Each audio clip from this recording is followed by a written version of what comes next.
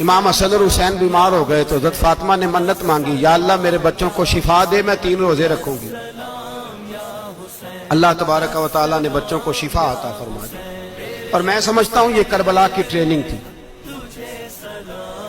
روزے رکھے بچوں نے۔ کس نے روزے رکھے؟ بچوں نے۔ کس نے؟ 7-8 سال کی عمریں بچوں کی۔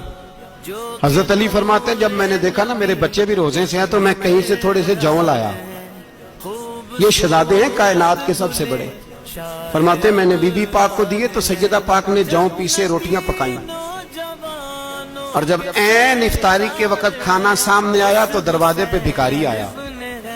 عین بڑا بے نیاز ہے اللہ، عجیب رنگ ہے مالک کا۔ عین افطاری کا وقت جب آدمی کہتا ہے کہ فٹافٹ ہو جائے، بھکاری دروازے پہ آیا اور اس نے صدا دی، او میرے رسول کے گھر والوں، کئی دنوں سے روٹی نہیں کھائی۔ حضرت علی نے، حضرت فاطمہ نے بچوں کی طرف دیکھا تو امام حسین چھوٹے تھے سب سے، انہوں نے سب سے پہلے برتن اٹھائے کھانے والے، اور کہنے لگے اماں میں نہ دیکھے آؤں۔ حضرت فاطمہ رشک کرنے لگیں، مصطفیٰ کے نواسے باہر گئے، اپنے حصے کا کھانا وَيُؤْثِرُونَ عَلَىٰ أَنفُسِهِمْ وَلَوْ كَانَ بِهِمْ خَصَاصَةٌ۔ اللہ فرماتے ہیں انہیں بڑی اشد ضرورت بھی ہو پھر بھی وہ دوسروں پہ اثار کر دیتے ہیں۔ وہ کھانا باہر امام حسین دے آئے، پانی سے روزہ کھولا، کھجورے کھائی، لیٹ گئے، سویرے کھجورے کھائی، روزہ رکھ لیا۔ شام ہوئی تو حضرت علی فرماتے ہیں میں پھر اگلے دن کے روزے کے لیے جون لایا، فاطمہ نے پیچھے روٹیاں پکائیں۔ 2 دنوں کی بھوک تھی پر مالک تو بڑا بے نیاز ہے۔ آزمانے پہ آیا تو اس رنگ میں عین افطاری کے وقت دروازے سے آواز نکلی، اور مانگنے والے نے کہا کہ بھوکا بھی ہوں اور یتیم بھی ہوں، یتیم ہوں۔ حضرت فاطمہ کہنے لگی بیٹا دیر نہ کرنا، یتیم کا پیٹ بھرنے میں دیر نہیں ہونی چاہیے۔ کھانا باہر چلا گیا، پانی سے روزہ، کھجورے۔ شہزادے ہیں شہزادے، یہ 2 جہاں کے شاہ ہیں، پاس کچھ رکھتے نہیں، 2 جہاں کی نعمتیں ہیں ان کے خالی ہاتھ میں۔ کھجور پانی سے افطاری بھی، سحری بھی، سویرے پھر اٹھے، روزہ رکھا، تیسرا دن ہے، تیسرا۔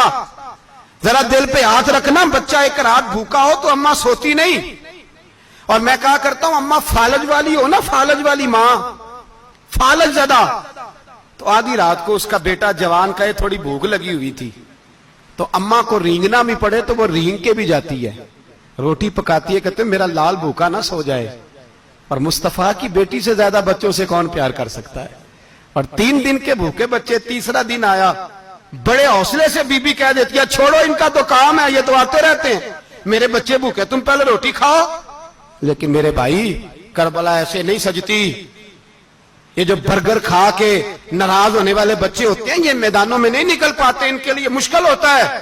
حضرت فاطمہ نے، حضرت علی نے ڈیوٹی کی، ڈیوٹی اپنے بچوں کو تیار کیا کربلا کے لیے۔ تیسرے دن جب رکھا صاحب نے کھانا تو باہر سے بولنے والا بولا کہا میں مسکین ہوں، لاچار ہوں، گھر بھی کوئی نہیں، کھانا بھی کوئی نہیں۔